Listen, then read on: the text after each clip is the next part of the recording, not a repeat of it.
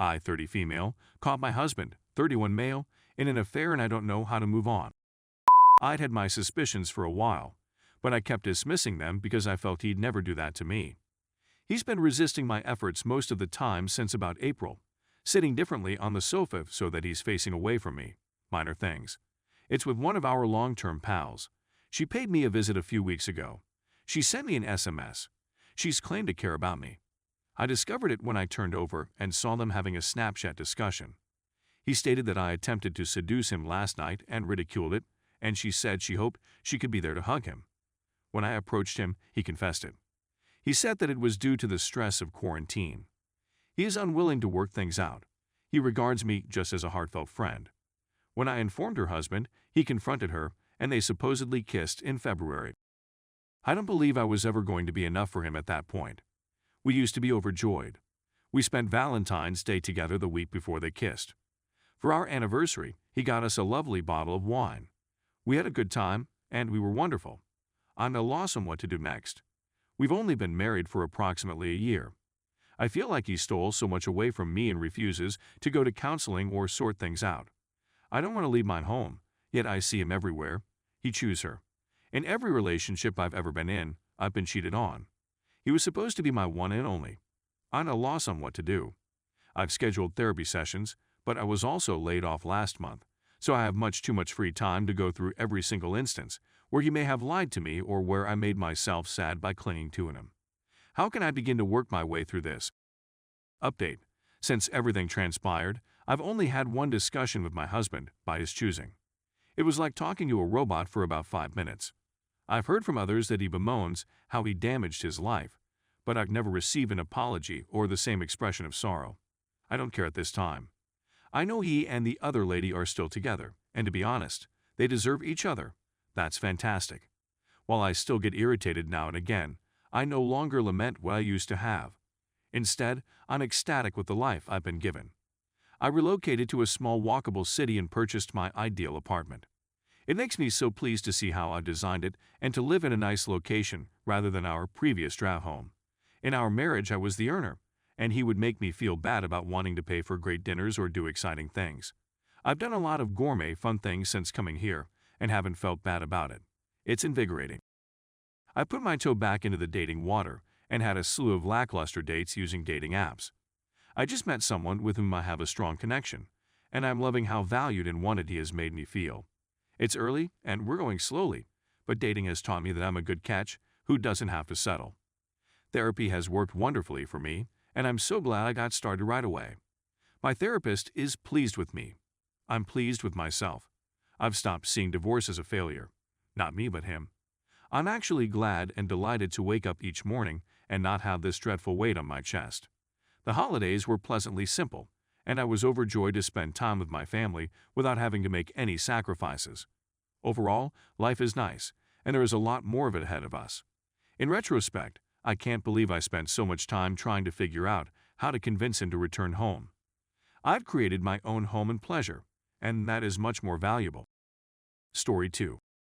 I, 25 female, found out my wife, 24, cheated on me before we got married. We married a few months ago after dating for almost 4 years. I just discovered that she had a 4-month affair with a mutual acquaintance prior to our engagement. Emily, our buddy, is no longer a part of our life, and I'm not sure how to manage the situation. Before we were married, we had a couple of ladies. Emily is someone we'd slept with before. My wife, then GF, allegedly had with her without me approximately a week after we initially slept with her. The blunder was that we invited her back about a month later and had another. I had no idea they were already sleeping together. I feel like such for doing it. Anyway, my father died around this period, and I was dealing with some medical issues of my own. As a result, I wasn't able to be emotionally there for my wife. I accept full responsibility for this, but the fact that she cheated on me when I was at my lowest makes it much more difficult. So, how did I discover this? My wife had left her fitness record book on our table while I was cleaning, or at least what I mistook for her fitness journal. I grabbed it up and opened it to a random page. It was jam-packed with sets and repetitions for various movements. I was flipping through it when I came across a diary-like entry. I scanned it since it indicated Emily's name and saw words that made my heart plummet to the pit of my stomach. I don't want to rewrite what was spoken, but it was obviously a physical as well as an emotional affair. The emotional component is the most lethal. The idea that my wife considered leaving me hurts more than anything else. Later that night, I addressed her. She sobbed and told me she considered telling me so many times. The reason she allegedly hadn't was because I'd had a very difficult existence, particularly in the last 5 years, and things were just beginning to improve. She wasn't sure I could deal with her treachery on top of everything else. She could call the affair off on her own, and she was the one who broke off communication with Emily. Now she's going to visit a therapist on her own, and ultimately we'll go as a pair. I'm at a loss on what to do. I absolved her of the crime. I just heard a podcast metaphor about how people constantly declare they die for their loved ones. As a result, the anguish of your so cheating on you is equivalent to taking a bullet for them. That is something I tend to agree with. I'm not sure if I'll ever be able to look at her the same way or have total faith in her again. I'm simply at a loss. We have a great connection, or so I thought, open communication, or so I thought, and are best friends and lovers, or so I thought. I believe I was mistaken. Update. At the time I wrote the OP, I was dealing with my wife's infidelity and had resolved to forgive her. Lol. That, as most of you predicted, was the beginning of the end. Over the following 3 months, our marriage deteriorated drastically. Some of the highlights include my wife, Sarah, telling me she felt she was polyamorous, and her attempts to make me feel comfortable welcoming another lady into our relationship. Yes, she had the guts to do this after being found cheating, demonstrating how much she felt I was a pushover. Surprisingly, the lady Sarah desired as our third wasn't even the same woman with whom she'd previously had an affair. I was at my lowest point. Most days, I felt like I was about to have a panic attack at work, and I dreaded returning home. The worst aspect, looking back, is that I blamed myself fully for this catastrophe. My wife was openly dating another lady while attempting to look as normal as possible to all of our friends. Sarah continued promising me that I would come around and appreciate having someone else in our relationship. It took me far too long to wake up in this relationship, but her insistence on polyamory was my wake-up call to all of her manipulative nonsense. I'm not saying polyamory is terrible in and of itself, but how she utilized it in our scenario was shady. Something inside of me eventually broke free, and I requested a divorce. It was as though a light switch had been turned. I started to view all of the events in our relationship in a whole different light as soon as I decided I'd had enough. I said in our earlier article that we'd done a lot with other ladies. Side note, I'm also a woman, which not everyone picked up on in my initial post. I had always been opposed to when we first began dating. My ex brought up the notion many times throughout our relationship, even bringing our friends into the discussion a couple times over drinks to legitimize it. When it occurred the first time, I had really left the bar and gone back to our apartment to sleep. I was awakened by Sarah bringing another lady to our bed, and I felt compelled to participate in order to avoid awkwardness. My ex then informed all of our, mainly male, friends about our great relationship, and they were predictably extremely supportive. Just kind of escalated from there, and I started to wonder maybe they weren't that horrible after all. Maybe I'd actually changed my mind about them. I could probably write for hours about all of my ex's other deceptive tactics, but needless to say, I eventually recognized I had been in an abusive relationship, both vocally and emotionally. I was broken. The divorce was huge, which came as no surprise to everyone.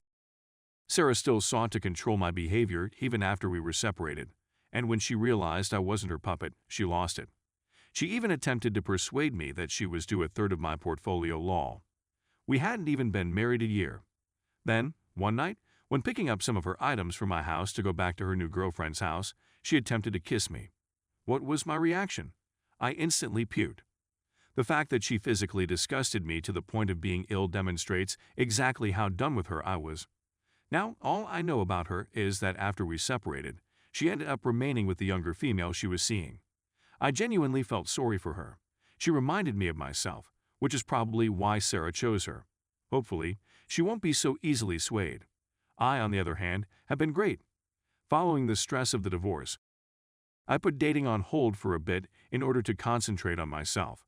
So to say, I utilized that time to find myself. When I met Sarah, I rediscovered old activities I'd abandoned, joined a gym, and became in great condition. I visited to a few cities before deciding to relocate to a whole new city. I had a couple one-night encounters before deciding it wasn't for me. However, when I'd gotten into my stride as a single person and was genuinely enjoying it, I met this lady, Jess. I think since I wasn't seeking for anything, it caught me off guard, but we connected. We have a lot in common. With her, I felt at ease. She's pretty much everything I've ever wanted in a companion, as well as everything I believed couldn't be done. I assumed you had no choice but to settle. But no. Jess and I have been together for 2 years, and she has showed me what a really loving relationship entails. A relationship that is free of abuse and manipulation. One in which we each have our own individual and relational objectives. We deliberately make time for one another here. It's fantastic. So that's where I'm at the moment. I know a lot of people in this subreddit have been in bad relationships like mine, but I'm here to tell you that it's so much better if you break out of them, being both single and in a better relationship. So don't be concerned about being alone for a while. Accept it as is. Take a step forward. For a time, do whatever makes you happy, and ideally, your Jess will show up when you least expect it. Even if she hadn't in my situation, I'm sure I'd be okay being alone. I know I would have been 1,000 times happy than I was in those final few years with Sarah. So, if you're in an abusive relationship, or just one in which you have no self-esteem left, please get away.